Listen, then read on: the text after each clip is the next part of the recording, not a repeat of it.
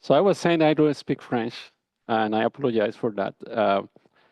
But I speak Spanish, which is good, and English. And it's a pleasure to be here, and it's an honor, and I really appreciate my colleague and friend, Dr. Villarreal, inviting me to talk about Peatland research that we've been doing for a few years at the National Research Council of Canada. So this is what I'm going to try to do today.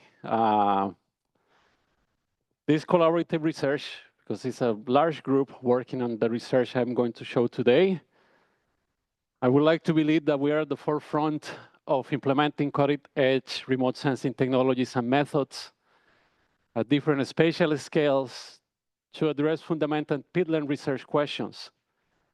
And that is based on a framework for the validation of satellite products. And scale is going to be a very important component of my talk and how we see peatlands. Now, I am not a peatland scientist. So if I say something that upset you that is wrong about the peatland, be nice. We can talk later. You can educate me. I can always learn.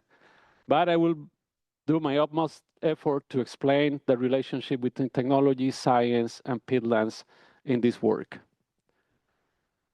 This is the outline, very simple. I will talk about the NRC super briefly, Aerospace and Flight Research Lab, because what I have found after 10 years working at the National Research Council is that 80% of the people confuse NRC with NRCan. So we have a terrible PR department. I be recorded, right? Yes. Not many people know what is the NRC. So I'm going to explain that super briefly. I'm going to talk about remote sensing and hyperspectral principles. So we are all on the same page. Then we're going to go to examples of the research we've been carried out at the Mer Blue Peatland Observatory or Mer Blue Conservation Area. And finalize with the San Etienne Peatland experiment that we have the opportunity to collaborate with faculty here in the department and with at Queen's University. And basically, one of my goals today is to create collaborations after my talk. And if we can work and exploit together the data sets that we are producing, that would be a win-win for everyone. NRC, I will go quick through this. We are part under the Ministry of Innovation, Science, and Economic Development. Is the largest federal funded research organization with 14 research centers across Canada. And we have construction, ocean coastal, medical services, metrology, digital technologies. And I am in the Aerospace Research Center, which basically has 5 large laboratories in Canada with the famous wind tunnels. If you have been in Ottawa, you probably have seen this or close to the airport. We have gas turbine and advanced manufacturing. And I work at the Flight Research Laboratory adjacent to the airport, Ottawa International Airport.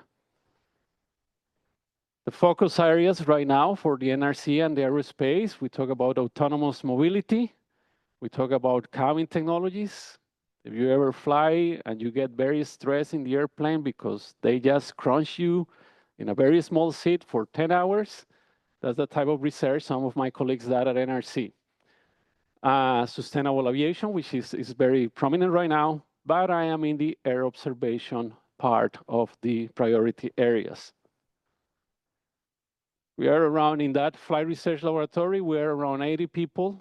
And from flight mechanics, pilots, scientists, design and fabrication, it's a very diverse group, from technology, engineering to science.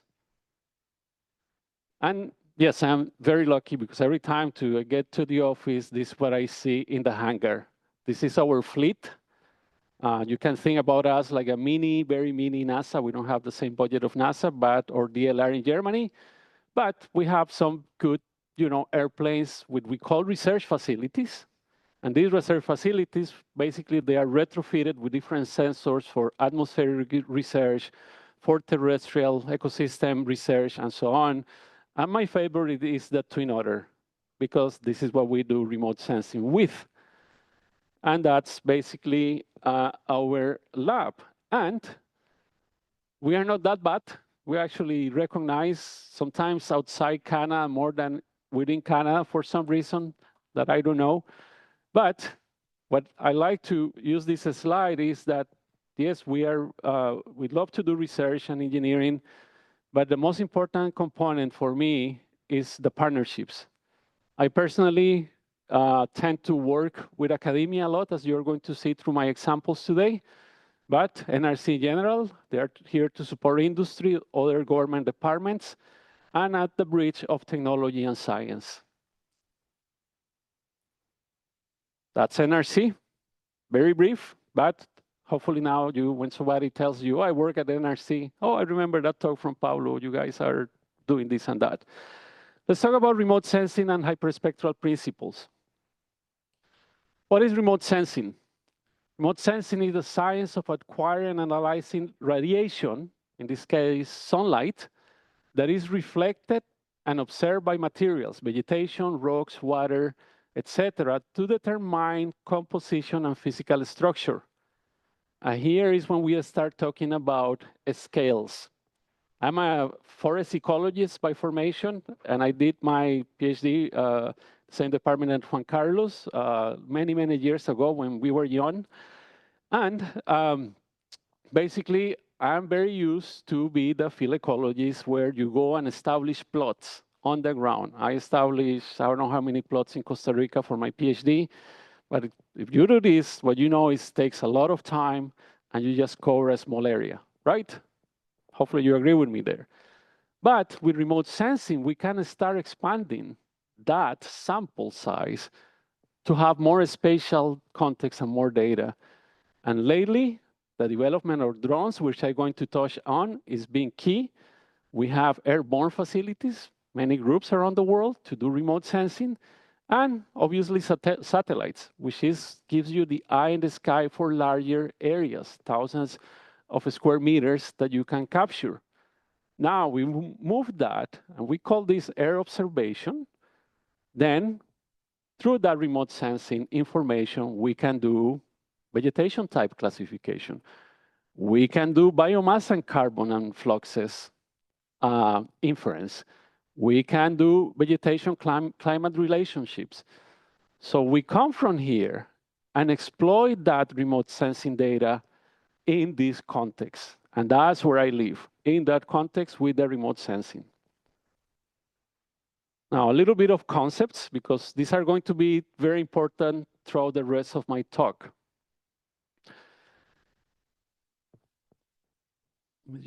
There. So something I'm going to be mentioned is the multispectral and hyperspectral comparison.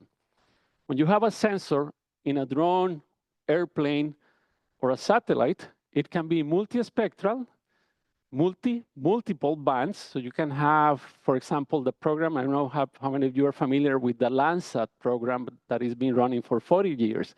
If you want to start large scale deforestation in Brazil, in the Brazilian Amazon, or you want to do a general map of peatlands over Canada, you use this type of information.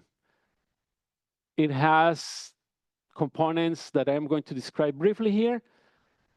The spatial resolution is how much area can you map on the ground. So a Landsat pixel multispectral has a 30 by 30 meter area on the ground. A drone, for example, can have a spatial resolution of 5 centimeters, but it's flying low. Spectral resolution refers to this number of layers. Basically, I have the wavelength, the electromagnetic spectrums, and I have my response here. Landsat have 8 bands. But when we move to hyperspectral is when things get really interesting. Why?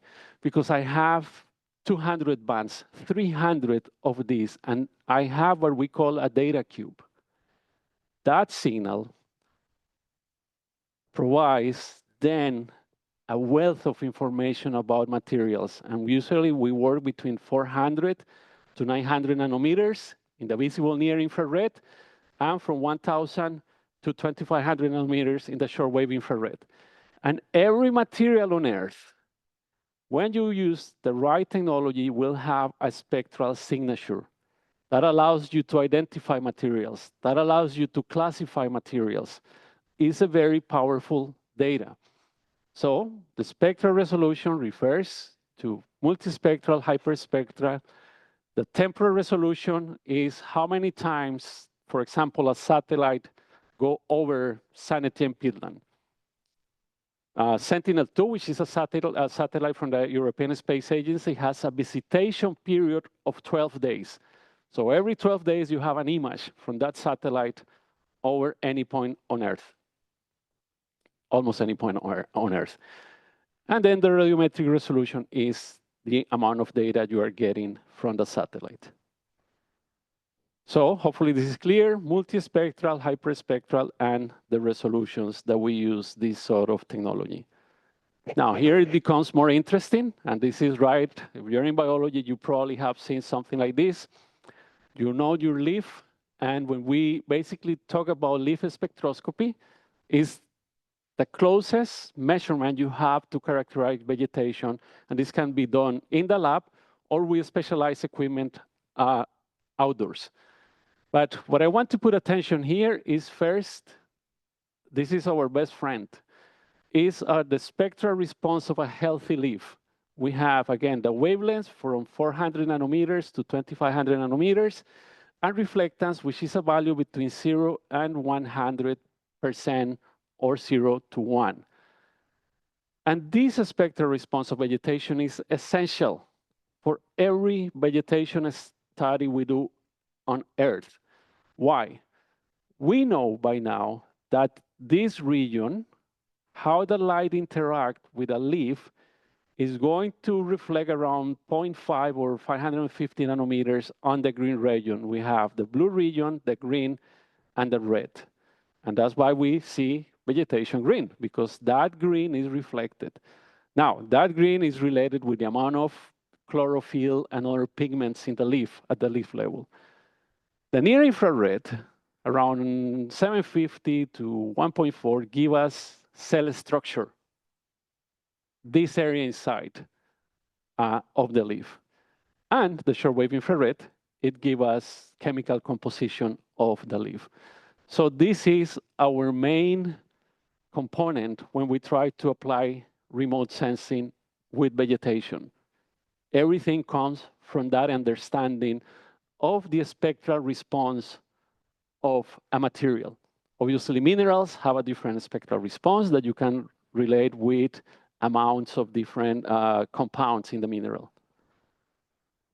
But we can take now something that is leaf level to canopy level. Not, again, leaf level is expensive. It takes a lot of time to do in the lab and outdoors. So when we move to drones or airplanes of satellites, then we are mapping above the canopy.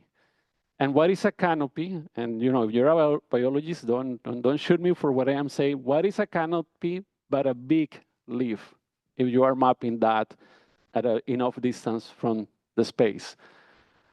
So if I have an airplane and I have my sensor multispectral or hyperspectral, I will have a response. I have my sunlight, light is reflected, and I have, again, the same curve that I showed you before. The only difference here is that in these areas, the atmosphere absorbs the energy. That's why your signal is not continuous. Now, ecologists, biologists, and remote sensing scientists have taken this sort of information and say, well, if I have biodiversity plots and I fly a system, a sensor, can I relate alpha and beta diversity with that reflectance curve for different species? Yes, you can. We did it. We did a 5-year project with different universities in Canada. We flew different ecosystems, and ecologists start leading the next frontier of vegetation research in Canada using remote sensing tools. I was already moving away from conservation in my PhD when we start talking, this is years ago, functional traits. functional traits is now one of the main components of biology and ecology for conservation, because we cannot map diversity in every place, so people use functional traits as a proxy, a better proxy instead of that, although I'm still an old school alpha, beta, and gamma diversity guy, because that's my training. But I'm sure a lot of you here in the audience work with functional traits. And what we did in this study, which is at the Quebec canopy level, was trying to relate reflectance from different ecosystems to functional traits. So this is the overall arching of how we use remote sensing in the context of ecology, biology, and conservation. The last bit of that before I enter the work at Merbleu and Saint Etienne is the technology we use. That technology, hyperspectral, that we use is based on a system, on a camera that you can see here and here, called a hyperspectral line imager or push broom system. And it's a push broom because basically it collects one line of data at a time. And as the airplane or drone moves forward, more lines are collected until you have a full image of the area that you are mapping. Every pixel in this image have a spectral curve. So if this is soil and this is vegetation, you will have the vegetation, and probably you will have the soil different. And then we can start classifying and inferring different things. So the push broom, it's out there, it's been for many years, and it's one of the main technologies we use for remote sensing.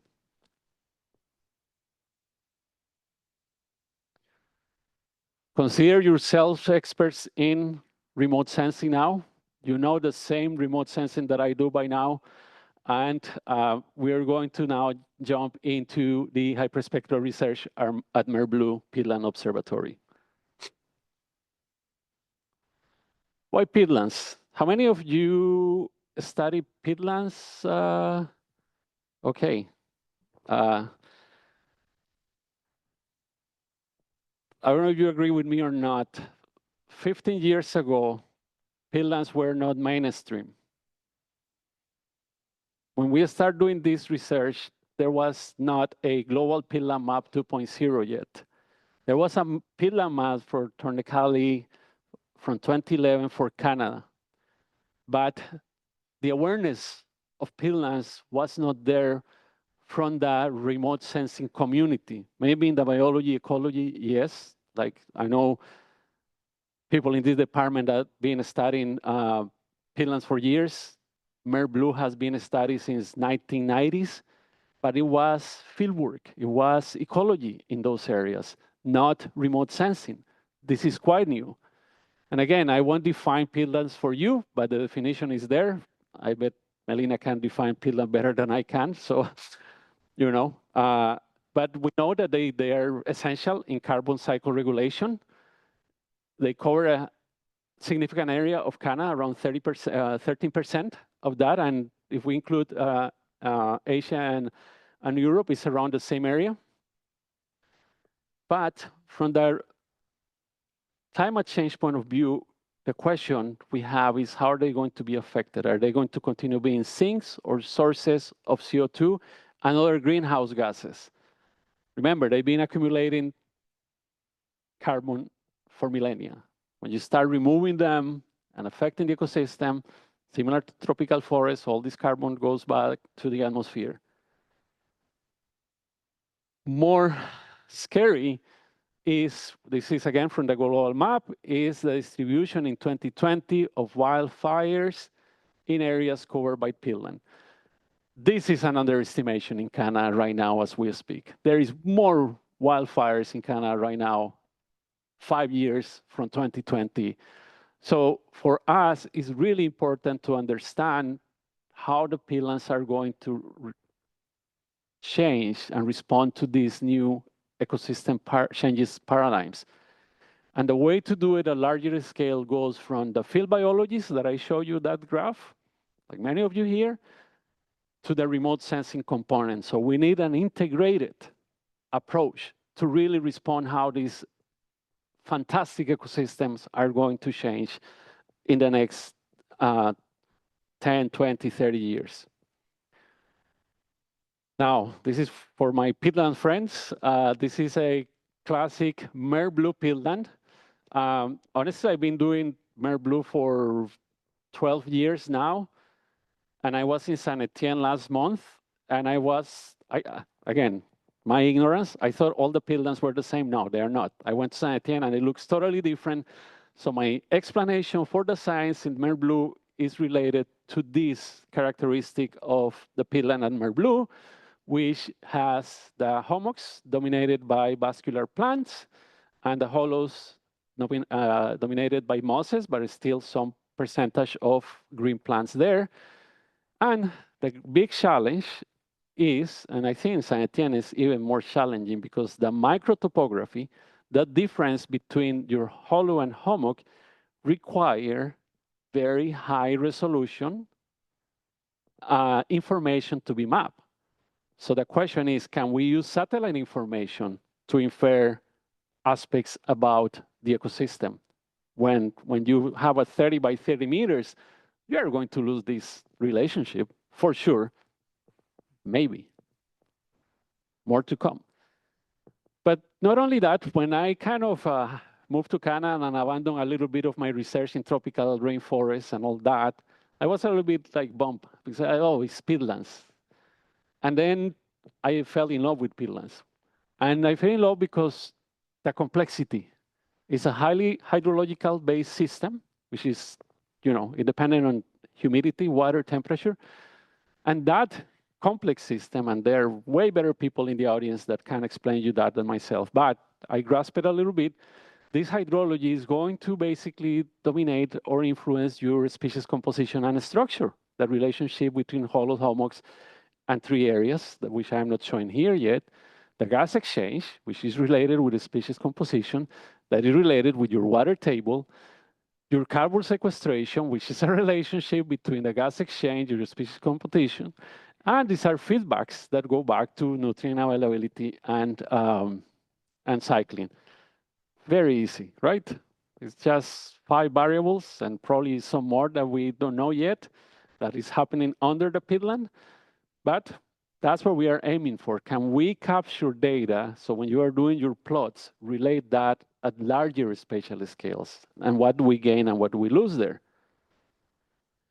So for those that don't know Merblue, this is the Merblue Conservation Area.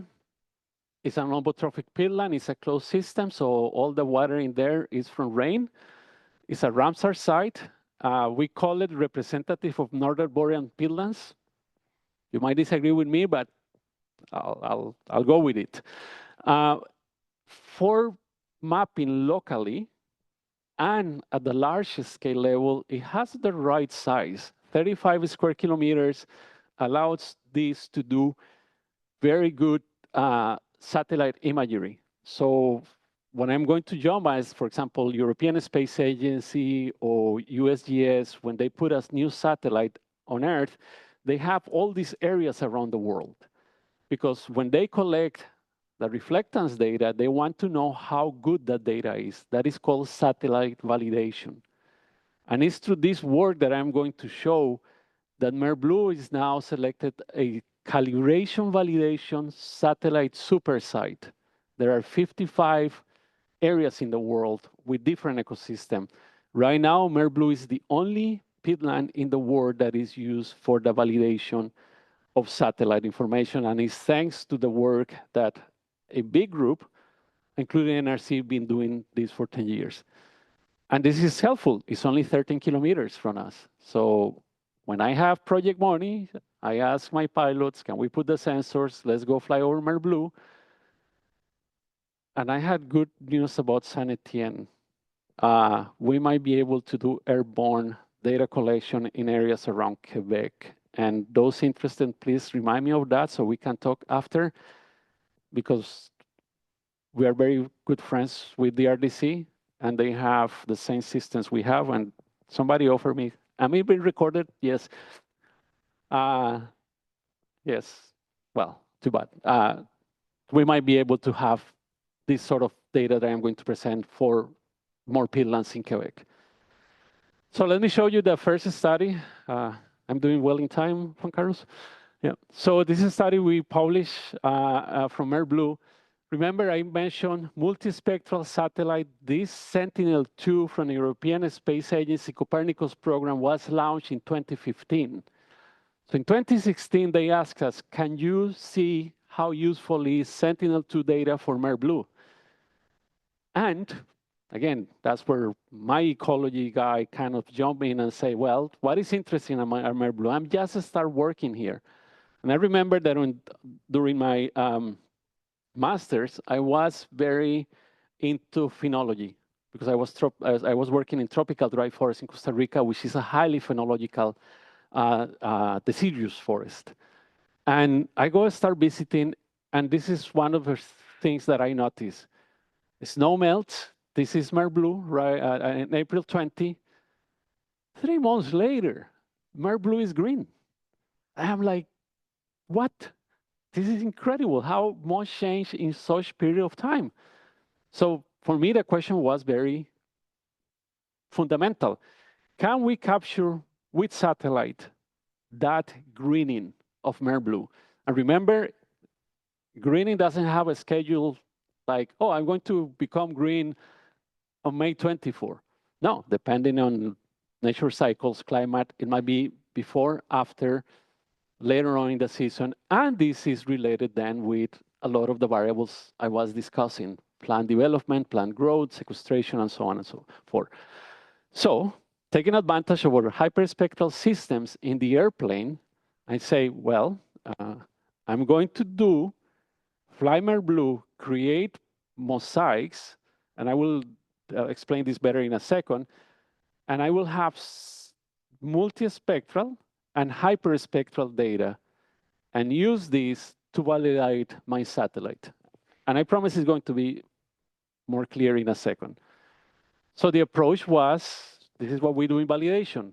We went and we did field spectroscopy, where we have full hyperspectral signal from the ground. Then we flew around 12 flight lines to create those mosaics. And here we are focusing on the visible near infrared. Again, continuous. These are around 200 spectral bands. And we are going to validate Sentinel-2, which has 7 spectral bands. How do we do that? Again, with the goal of capturing the phenological cycle of AirBlue. Well, I'm an ecologist at the end of the day, and I say, well, let's establish plots. And we establish, we cannot walk outside the boardwalk at AirBlue because you destroy the ecosystem. So basically, we established 17 plots of hollows, hummocks, open water around the boardwalk, and we measure with a spectrometer, and we get 4 hollows, hummocks, and water, the spectral signal. We get this curve for those ecosystems. That's the baseline, right? That's the best measurement we can have from the ground. Then we collected all the data from the airborne. And I say, well, how my spectroscopy data, and I'm going to be focusing in this area mainly, which is here. I'm going to process my data to reflectance, remember, 0 to 100. And I am going to compare this against this. The pixel, the spatial resolution, the pixel size of my airplane, of my airborne hyperspectral is 1 meter. The area of this is 70 centimeters on the ground. So I'm going to compare a signal that is this size with a signal on a pixel that is this size. Why? Because then I'm going to use the airborne to validate the satellite. So I need to see how good is my airborne at 1 meter. And we did it. We basically compare, and I will show these results later on. And we have to, what is a technique is called resampling. My airborne hyperspectral is 1 meter pixel, but the Sentinel-2 is 10 meter pixel. So I need to resize both in the spectral domain and in the size domain so I can compare apples with apples. And that's what we did. And a lot of this is developing new methodologies. These methodologies were not in place. We actually developed them to do this validation and comparison. So at the end of the day, I want to compare my field data against my airborne hyperspectral and the 7 bands of the Sentinel with a resample airborne. And we did spectral indices. These indices basically are a measurement of greenness. Something is from 0 to 1, something closer to 1 is green, something less than 7.7 is already non-green. So quite simple approach to do the comparison. So this is the good news. For on the field spectroscopy, we have, again, the phenology. We have from April 20, May 11, May 24, and June 23rd, those 17 plots on the ground, we measure them every month, every period. And here we have reflectance against wavelength. This is basically this little hump. Remember when I explained the spectroscopy, the green reflectance? See how low is here when we have the more brown vegetation and how this starts growing in the hollows. But they are dominated still by reddish vegetation because it's the mosses that are dominating that spectral signature. Again, this is more dramatic from the spectroscopy in the hummocks. Remember, vascular plants. So as June 23rd, Merblue is already green, and your intensity in the reflectance increases here. This is the shift between something of this color to something that is already dominated by green vegetation. So field spectroscopy, totally faithful. It doesn't lie, is your baseline. The good news is that when we compare that little plot on the ground against the airborne pixel in the same location, there is less than 3% difference in the reflectance. This is vegetation structure, remember, but this is pigmentation. And what are we measuring phenology? In this case, pigmentation, color change in the ecosystem. And this was great news. That means that our airborne hyperspectral data is really good for detecting changes at very high, very detailed scale in peatland areas for hollows and hummocks. And then we did the exercise of, again, comparing Sentinel, the satellite, against the resample airborne hyperspectral. I want your attention here in 550. There is basically a flat response here. Look, May 11. Just if you squint your eyes like enough, you will see a little hump here. Now, by May, that has increased probably 3% in reflectance. But by June, you already have that in the Sentinel-2, which is great. When we calculate the NDVI, which is that greening index, you see a little bit of increase of that, meaning the satellite is really capturing the greening up, that phenological change in just 3 months. And again, this is large pixels, multispectral, and we demonstrated that we could do that with basically the airborne and the Sentinel. So we integrated field spectroscopy, airborne hyperspectral, and Sentinel-2 to validate satellite-based phenology in a peatland site. 3 data sets with different spatial and spectral resolution give us a very similar answer, which is what you want in validation. You want that things are close enough so the error bars are low. And the results are consistent. The ecologists and the biochemists and the people we were working where they were very happy with the results. And they say like, yeah, you are capturing, they've been there for 20-something years, so they know the ecosystem better than we do. But they were surprised, gladly surprised that we were capturing that knowledge. The lesson learned was we cannot continue doing this with plots on the ground, 17 plots for that area. Some of you might be critical and say, Pablo, you are going from 70 plots to the whole Merblue to satellite. That, I don't believe you. I'm like, I might agree with you. We need something better to capture more data. Remember that number, 17. 17 plots, okay? Which means 70 spectra. 17 spectra.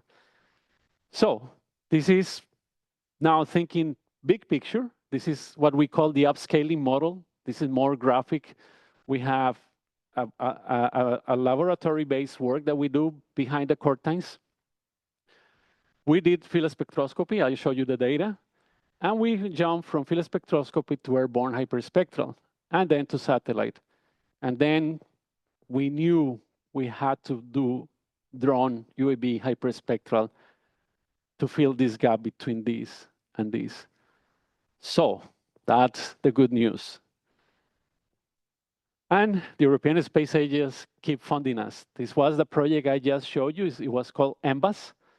And during 2021 and 2023, they support us to develop the drone exercise, the drone technology to do this at the large scale that we needed. And by now, by 2024, there is a hyperspectral satellite from German Space Agency, another from the Italian Space Agency, and another from Japan. So now we have hyperspectral satellites with that data. And the question was, how good is now the validation of hyperspectral data? And don't forget about Sentinel-2, but now you have something richer in hand, and they wanted to know that. So we were proud. We developed the first Canadian UAV hyperspectral system to answer that question. We published that in 2018. And this is Matrice 600. Those who likes drone, you recognize this. And this is the sensor that we use. It's called the microcassi. And this took almost 3 years of my life and collaborators to develop. And I swore a lot during that time, and my hair went gray. But it worked, but we were not happy with it. Especially the sensor wasn't great, and the workflows were a complete nightmare. So after a gigantic failure in Portugal, I decided to quit that system. And we started working really hard. And I was lucky. I was in a conference in 2018 in Czech Republic, and these people, they call the high specs by Neo, they were like, they came from the Matrix, the movie. It's all these Norway tall guys. They open a black van, and they take this instrument, and they did in half hour, but it took me almost 3 years of my life. And I am like, you know, I have a good relationship with the CEO. It's like, Trond, I want that system. It took me 6 years to buy it, but you know, things go slow sometimes. So this system is the Rolls Royce, is your Ferrari, is the top 4 commercial hyperspectral systems. It does the visible near infrared and the shortwave infrared. They are co-aligned, so you have a full signal. And basically, it's like, we want to put this in a drone. And that was a challenge. Halfway through that process, we went to Spain. Hyperspecs, the company, lent us the instrument to do an exercise in Spain for satellite validation, and a company from Colombia have a drone, the Black Square drone. And we went there, and when you put that system in a gimbal, and when the drone flies, the gimbal, the system moves. And that you end up with your raw data has all that motion. And we were not happy about that. And it's like, I'm not going to buy. This system costs $500,000 and the drone around 50,000. And I'm like, I will spend money here. I cannot spend something that looks like this. And again, this is my personal take on that. So in collaboration with McGill University, we was like, hey, is there a drone out there that we can use? And DJI has just released the Agras T30, which is an irrigation drone. And the question was, this is a heavy lifter. It has a tank of 30 liters of water. And we are like, well, all we have to do is remove the tank and put the sensor here, right? It's super easy. But I am very lucky. I cannot complain because working in NRC and the Flight Research Lab, I have instrumentation, design and fabrication. And guys, can you remove the tank and do a new system so I can fly that. And I say, of course, we do that for airplanes. This is a just small drone, whatever. I'm like, okay. So we did it. They basically removed the tank, and here are the specs. Weight is very important in these systems, of course. So we end up with, kind of a slimish system. But more important, we need to comply with Transport Canada regulations about weights and all that. So this process took us more or less a year to a full development of that new hyperspectral system. Remember the squiggly lines that I showed you before? I was very happy the first time we flew our system. This is the raw data. I haven't touched anything. You can almost read the font here, and things are the right side. There is a small minute here, and this is where we start correcting the data. The raw data looks better than the geo-corrected data, just so you have an idea how good this system is. And now we have a system. I'm wrapping up here. Now we have a system that we can validate hyperspectral satellite data.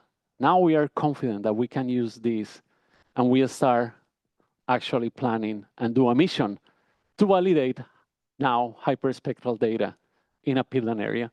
So we did the flight design. This is the design we do. We put a lot of time into basically, we are going to collect 150 meters by 150 meters on the ground, 2.25 hectares. We define the parameters that we use to collect, and we use the best practices possible.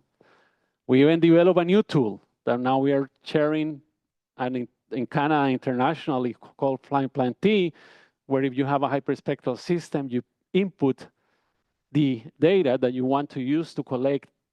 Let's say, Melina, you give me Pablo, I need 5 centimeters in this Peatland at this altitude, and then I enter that, and I will tell you, well, this is the contribution of every pixel of Peatland on the ground. So we went all the way to try to define those. And this is kind of my favorite, because this is the low altitude advanced hyperspectral system. If you're related with government, we love our acronyms. So this is one of the first tests in Merblue. See how stable that system is. Even when it stops, it's super gentle. It's going there.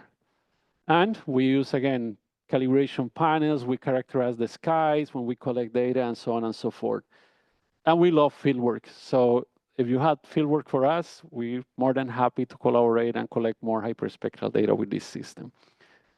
I complain a little bit of the workflows, but with the high-spec system, it's very transparent. You know at every step what you are doing to get your reflectance data, which is the currency that we work in the Peatland area.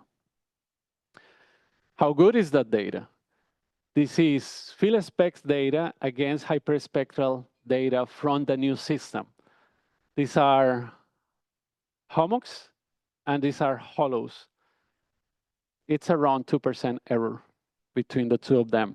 What is the meaning of that? That means that we don't go and just get 17 plots anymore.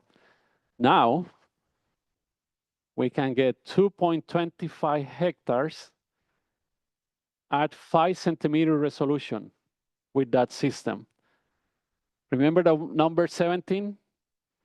There are 390 million spectra in this image. That's a game changer.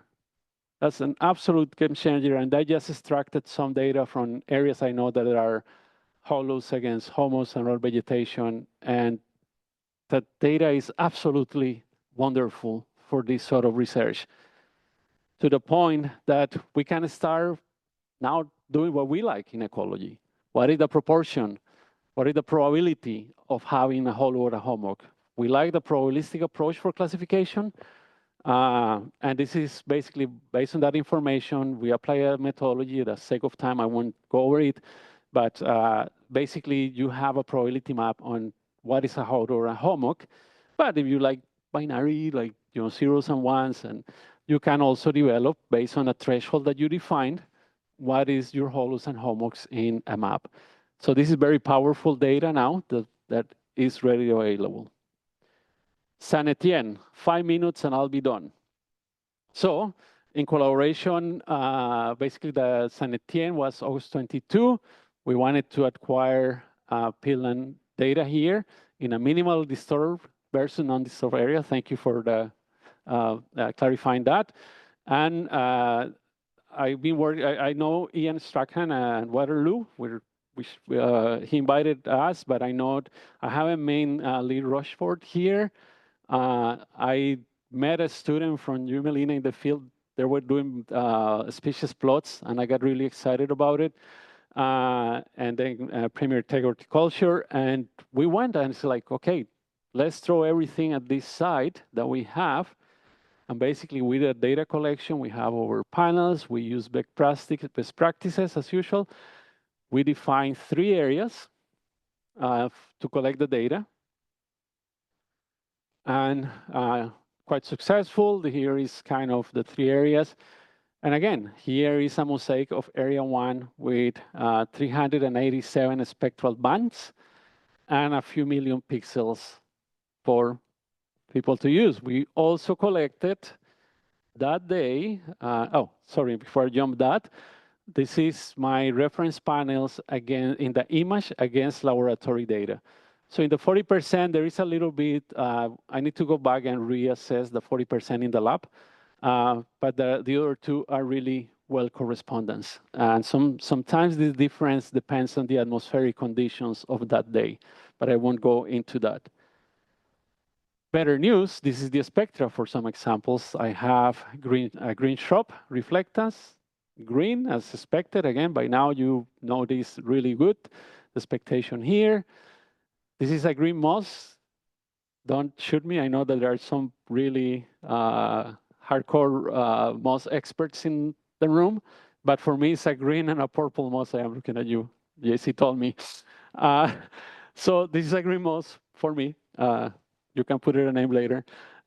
And this is a purple moss. And here is the spectra comparing those 3 vegetations, which is fantastic because we have millions of pixels to do that across.